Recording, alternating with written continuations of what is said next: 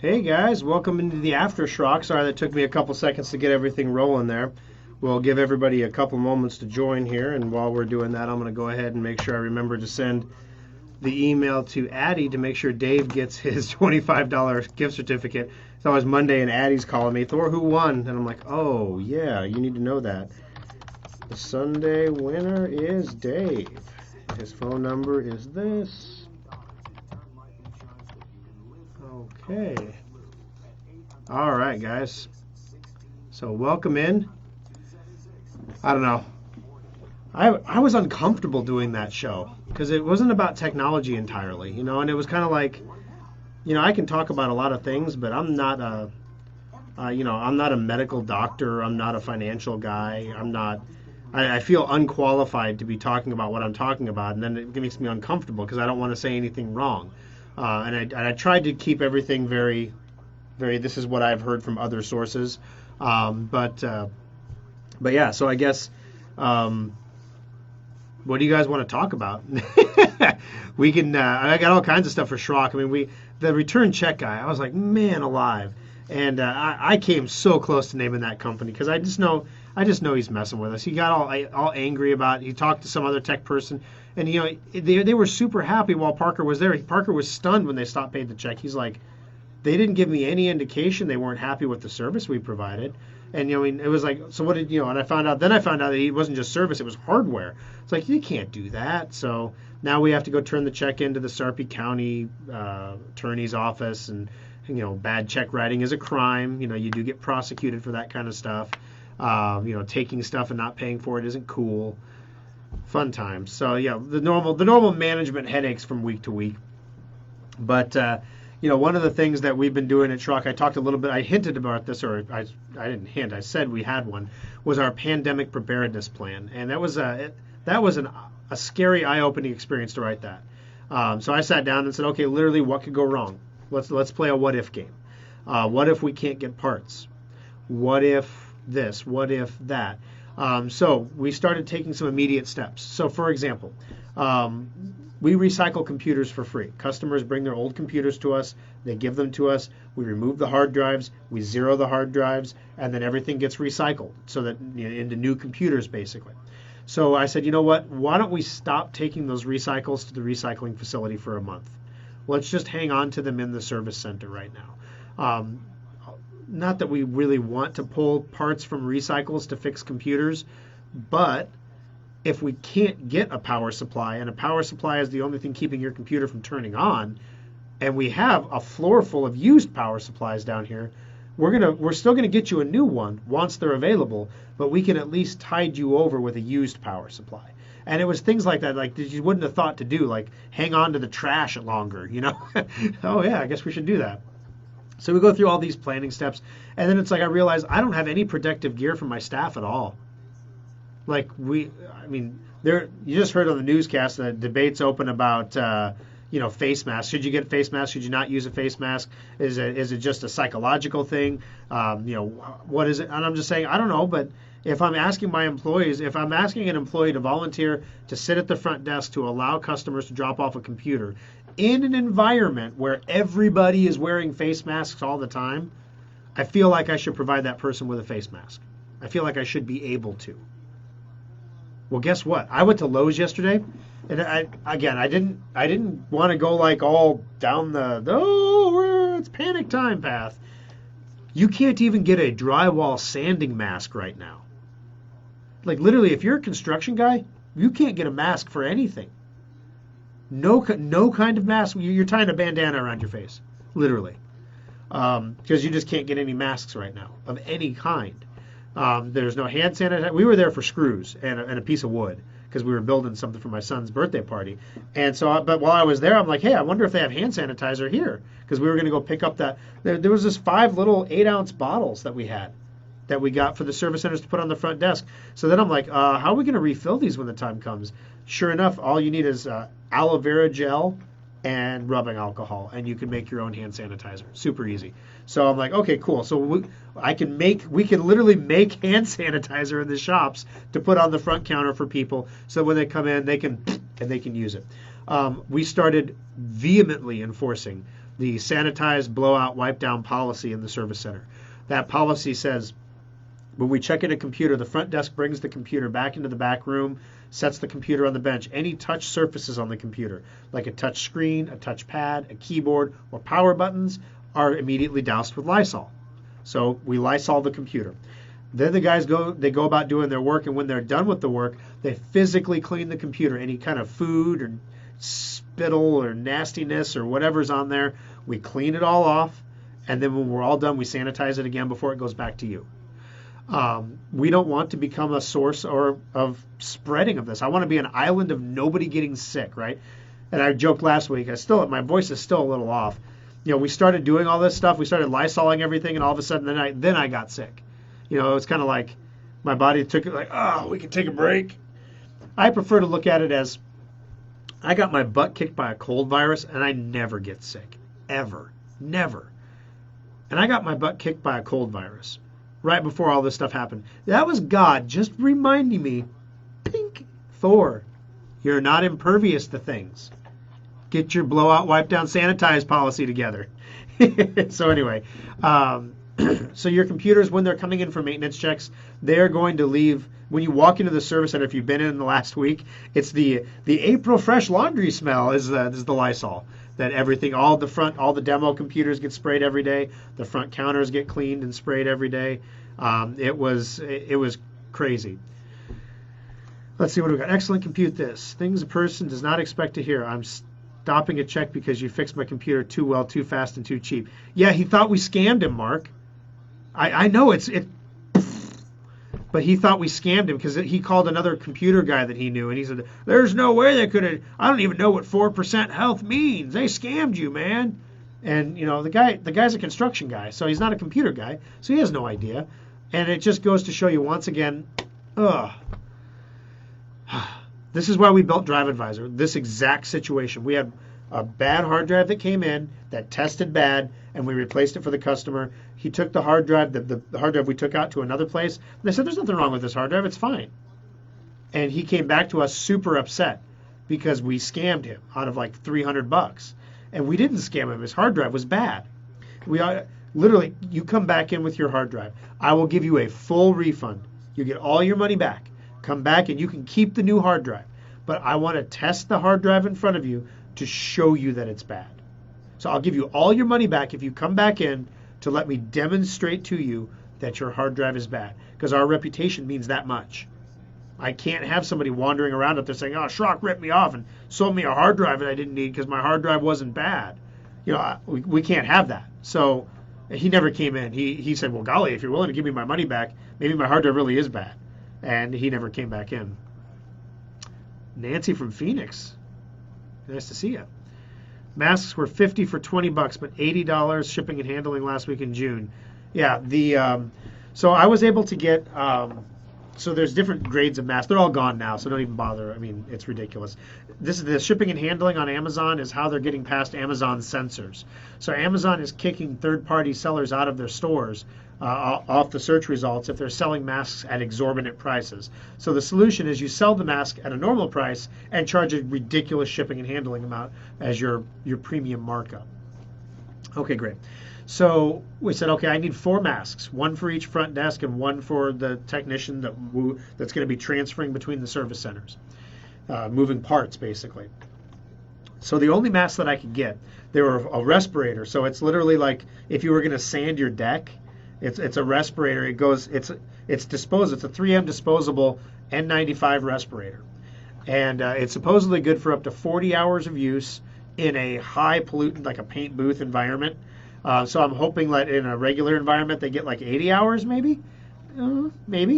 But after that, I mean, I got 4. They were ridiculous. They were like $25 a piece.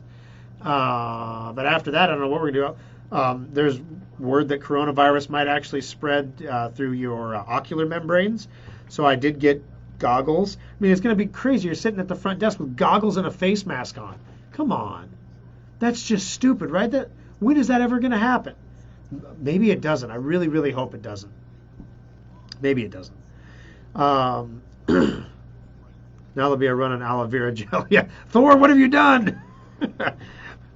Oh, golly. So anyway, Excuse my voice, guys. I might have to make this one short because I'm not holding up well. My voice is just chewed up for some reason.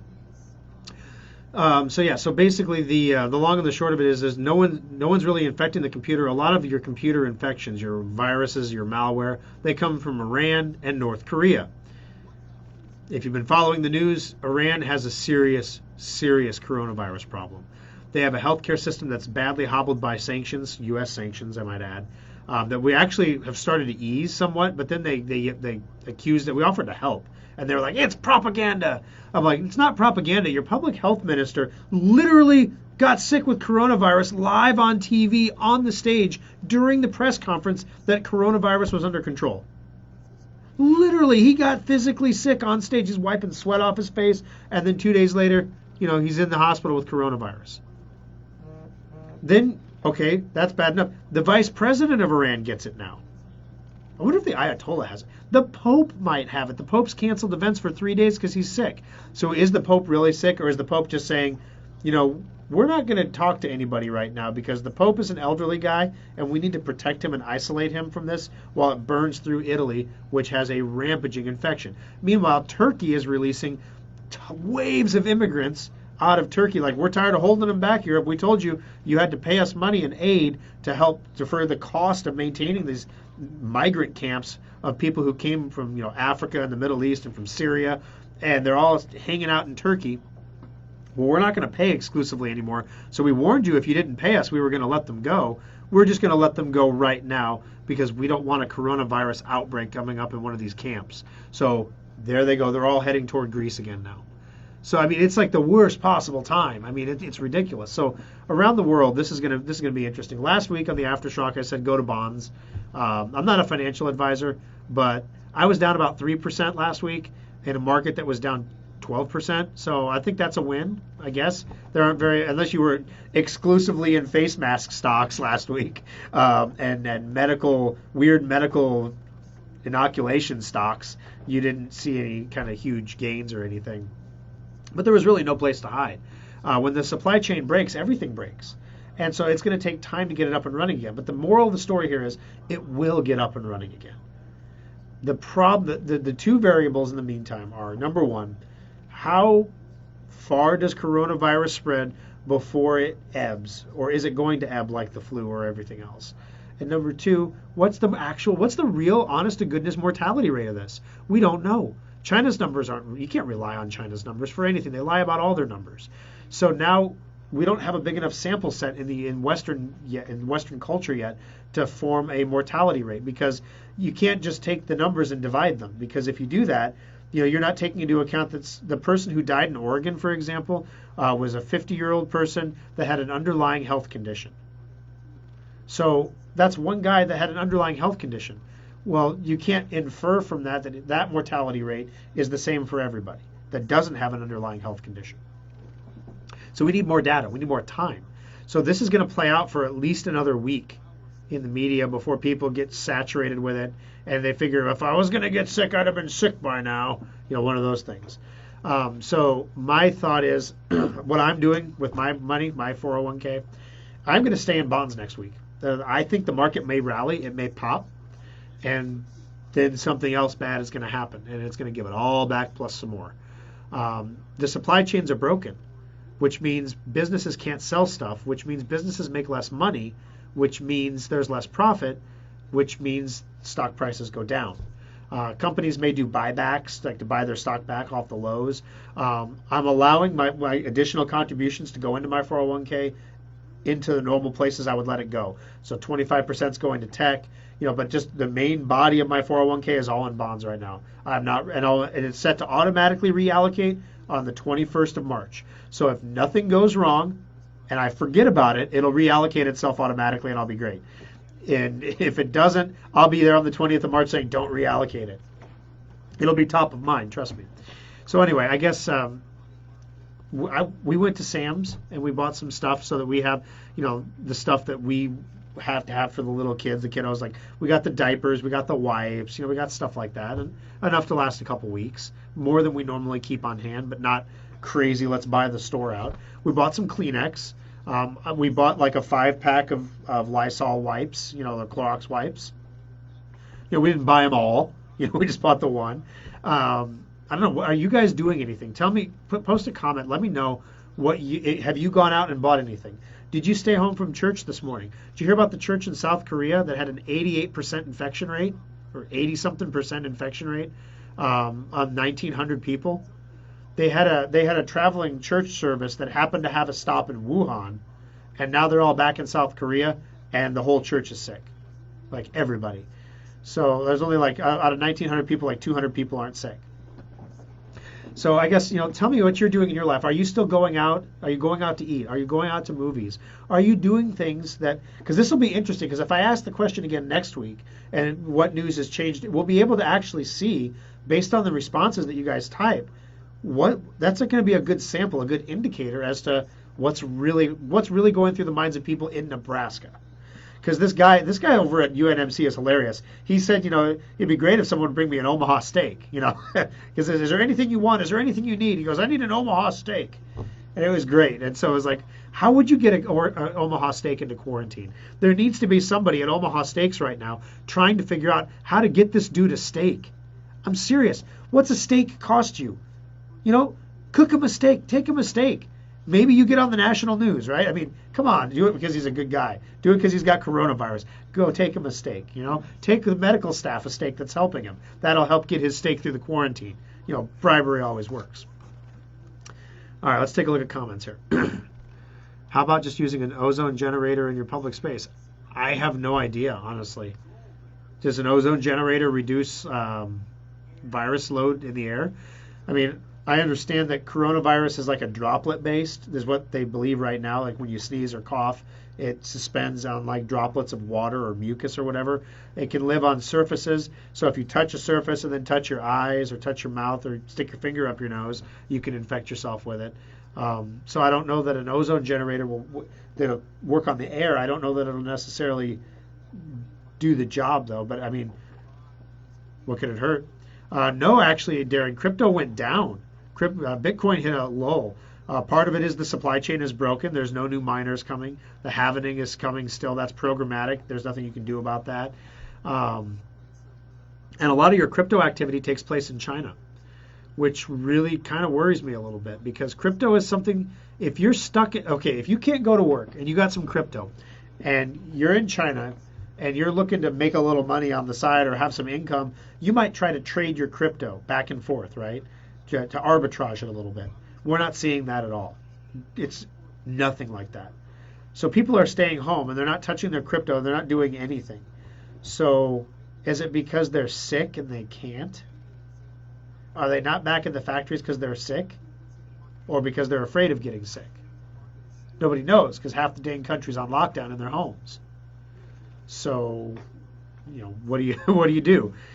This is the kind of stuff I can't say during the regular show, because if I say that, then everyone's like, oh, and it's like, I'm not going to do that on KFAB's air.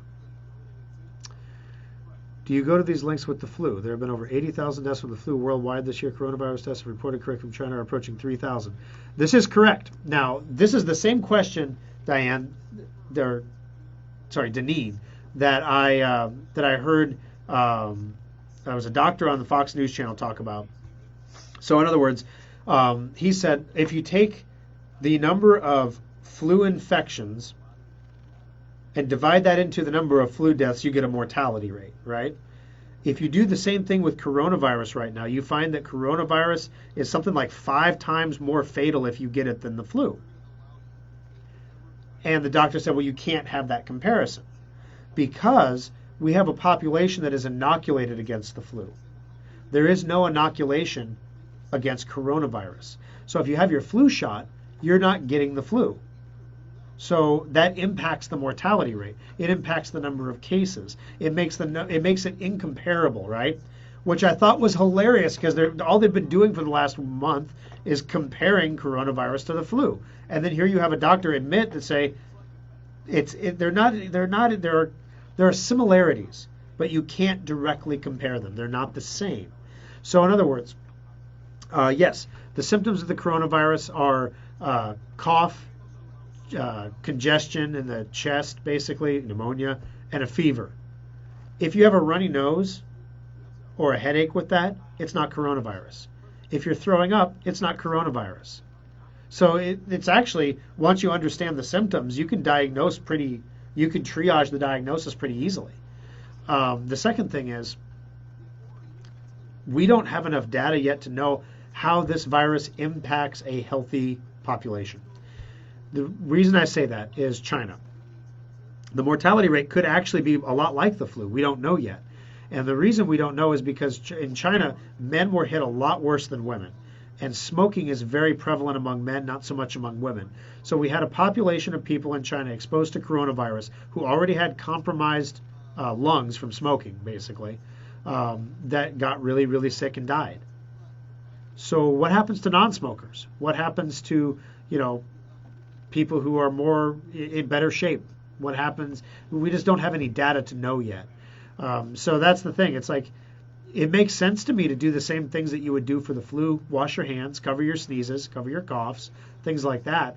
But I mean, then you think about it, all you have to do is touch the wrong surface and then rub your eye or something, and you could have an infection that your body has no natural defense for. That's kind of scary. So I'm taking we're Lysoling at work. We're doing more than we did before. And you know what? If it keeps my employees healthier, great. If one or two people don't get the flu because we're cleaning more often and Lysoling things, great. That's awesome.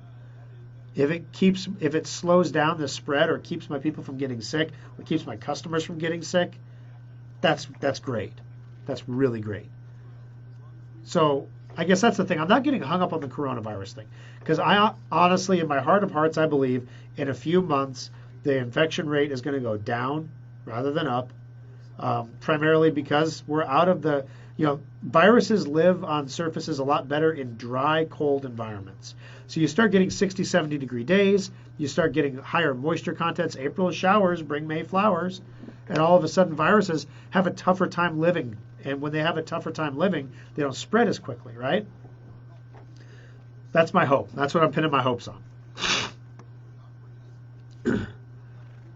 Too bad people don't take these precautions for flu A and B, which are more likely you'll get. Now maybe flu A and B.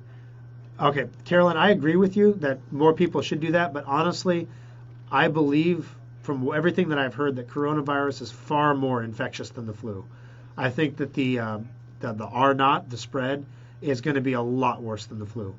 Looking at this church, so if one person in your church gets the flu, do 1,900 people get sick if you all go worship together? Let's say the guy with the flu came to every church service every Sunday and shook hands. Maybe he was the greeter and he shook hands with every single person that walked in the door. How many of those 1,900 people get the flu? That's what scares me. Like, something's not adding up here. We don't know something. And, when you don't know things, you get scared, right? So, well, you know what? Let's just Lysol stuff. Let's just do what we can do. That's all you can do, right? You do what you do. You go about your life. You get up. I'm going to work tomorrow. I'm here now. I forgot to Lysol the keyboard before I touched it. I'm going to die. So, you got to laugh. You got to take it in stride. You got to look at this guy at UNMC. And if you haven't read the Washington Post article or listened to the interviews that he's done, this guy he's a trip. He's like, hey, I was out with a buddy. I was traveling companion, and he's in here with me too. This is like a vacation we'll never forget. He's in very good spirits over it. And so, it's one of those things where you can laugh or you can cry or you can get worried or you can freak out. But I'm just curious if you guys are doing anything extra that you normally wouldn't do. So, for example, if you're normally doing like all these things, Carolyn, for the flu that you would normally do, have you done anything extra? Have you said, I'm going to do that? Or have you just been more like, I've been much more vigilant about washing my hands. Literally, like a customer walks up and shakes my hand, literally I wouldn't think, I got to go wash my hands. Now I'm like, I have to go wash my hands. So like my hands are really dry. So I need lotion now too. But I'm washing my hands a lot more often, which is a good habit to be in. It doesn't hurt. Just uses a little more soap. Big soap will like that. All right. Yep. Well, that's the problem, Ronnie. So I got a cold, and I went to work, I was eyes burning, tired, sitting in front of my laptop at first watch, eating my breakfast, getting my desk work done, got up and went to the service center. I went to work. That's kind of an American thing. Is, suck it up and put your big boy pants on and go to work. Well, shoot. This kind of throws a monkey wrench into that, doesn't it? So how sick is too sick? This is what we had to outline in our disaster preparedness plan. So the only thing that you can really differentiate, if I said to my employees, if you have sinus drainage, don't come to work. I mean, it's Nebraska. I mean, you always have sinus drainage, right? So it's a fever. If you have a fever, you don't come to work. But by that point, you've been contagious for at least 2 weeks. So it stops the spread at that point, but it doesn't stop the spread entirely. It reduces it. Went to the casino in Council Bluffs last night. If you're going to catch anything, you'll probably catch it there. No worries. So was the casino crowd, I was wondering about this actually, because I thought about, we drove to Council Bluffs to grab something from a store over there for my son's birthday. And I saw the casinos and I thought, oh, wow, that's a petri dish right there. And I thought, I wonder if their business is down right now. So did you notice a crowd, Richard, reduced at the casino at all? Or was it pretty much normal? Yeah. We went out to dinner and the movies. And I was joking with my wife. I'm like, you guys are going to laugh at me when I bring out my little Ziploc bag of Lysol wipes and I wipe our seats down. I didn't really bring Lysol wipes with me. But when we got there, we were the only people in the theater. We're like, well, this is pretty safe. We're fine. That's always a good plan. Do you know that in a pinch, if you can't get Isperol alcohol, Bill, people will substitute vodka. So 3 parts aloe vera gel, 1 part vodka. Don't drink it. Well, the aloe vera gel. Don't drink that. Yeah, we're going to the Beef game on Saturday. So we're doing life, guys. I mean, it's you can hide in your house and cry about it, but until there's a reason to hide in our house and cry about it, we're just going to keep doing what we do. But we're going to be a little more vigilant about it. Talking about Lysol spray, you spray over the keyboard. Well, yeah, that's this stuff right here. And so you got to spray it about that much. You have to completely saturate the surface. Although this is fresh scent Lysol. I think they're using the same scent as Raid. Like they try to cover up. God, that smell is awful. I thought the April fresh bedsheet smell or whatever was bad. Breathe deeply. Disinfect your lungs. All right, guys. Des Moines. We have a lease in hand. We're reviewing it right now. We're going to get that signed probably here next week. Get that service center going. That is officially happening. Coronavirus ain't stopping us there. So life goes on. You keep doing what you do. But I guess the message that I would have for everybody is be vigilant. Be aware that washing your hands is important. Do it. Be aware that Lysoling your keyboard, especially if it's a communal keyboard you share at work with somebody, is a good idea. Do it. As the president said, you don't have to touch every handrail you walk past. That was hilarious. I was like, oh, golly. So basically, be vigilant. Be prepared. If you need a medicine that is important to you, when is it not a good idea to have an extra 30-day supply on hand if it's something that you can get a 30-day extra supply of? Shouldn't you always have that? Just reset that mental preparedness list a little bit. Don't assume that you go to the store, there's going to be Tylenol at the store. 88% of all acetaminophen is made in China. They aren't making any right now, and people around the world are using lots of acetaminophen. So, Sam's Club had a really good deal. There were 2 giant bottles of it for like $8 when I was in there. And there was the kind my wife used too. There was like the quick release gel cap, easy down pill. This is perfect. It's something we're going to use anyway. That was our rule. We're not going to buy, aside from the stuff we need for protective gear for the shop, we are not going to buy anything that we ourselves are not going to use in our normal day-to-day life. We might buy a little bit more of it just to have some on hand, but we're not going to buy stuff we're not going to use. So there you go. All right. It is bad. Yeah. Yep. It's the Church of the Air in the background right now. All right, guys, I'm going to wrap it up here. My voice is cutting out on me anyway. And I was running by. I got halfway to the studio this morning, and I realized I forgot my laptop. I'm like, I packed it up in my bag and everything this morning, and set it on the table, and I ran out the door. So I was so nervous about the show today because it's not the normal show that we do. And I'm just like, I had a super plan. I'm like, I need my agenda plan. Otherwise, I'm just going to be all over the map. I'm going to be like, Corona! I mean, we live in a world of stupid people, folks. Do you know there is currently a Google trend for Corona beer virus? People are searching for that on Google. People think you get coronavirus from drinking the beer. Gosh, this is a brand disaster for Corona. Owned by Anheuser-Busch, by the way. If you thought you were drinking Mexican beer, maybe they make some of it in Mexico, but yeah, it's just, oh my gosh. So yeah, we live in a world full of people. Yeah. See, that's why you need to have extra supplies, because of people who think you're going to get coronavirus from drinking Corona beer. Those are the people that are going to realize way too late that they should have grabbed some stuff, and they're the ones that are going to go to the store and be like, oh, what do you mean it's all gone? You got some in the back, don't you? That's going to be funny. So anyway, do what you're comfortable doing. This is all going to pass. It's all going to pass eventually. The question is, how long does it take and at what cost? Hopefully the cost is very low, and hopefully it passes very quickly, and we can get supply chains restarted so that we can continue to buy the really, really nice solid-state hard drives that we normally buy, because they're getting really hard to find, and I really don't want to order the cheap crap. They're good on the surface, but there's a reason they're like $10 less expensive per drive. I'd rather get the good stuff. So get your computers in while we still have the good stuff, guys. Maintenance checkups are half off right now. We're open today from noon to 5. This particular maintenance sale, I saw one certificate sold on the website, which means I think a lot of people are actually going to be coming in. Normally when I do one of these, we have like 50 or 100 certificates sold by the time the show is over. I'm seeing one. So that probably tells me that people are going to actually bring their computers in to put them on the bench, which is going to cause a demand surge, which means we're going to have slower turnaround times. So, there's another one. We just got another one in.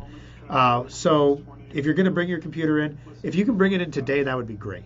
We don't get a whole lot of work done on Sunday because, we're only open for 5 hours and a lot of check-ins are going to happen today, so we're probably not going to get a whole lot of work done today. But then the deck is set for Monday. They get all the automated stuff done overnight, scans of memory, things like that take a long time. They get those rolling before they leave. And then in the morning when they come in, everything is rock and roll, ready to go. So we'll see you in the service centers. I will be moving around the service centers without a face mask on. If you see me wearing a face mask, you can officially panic at that point. All right, guys, we'll see you next week. Have a great weekend.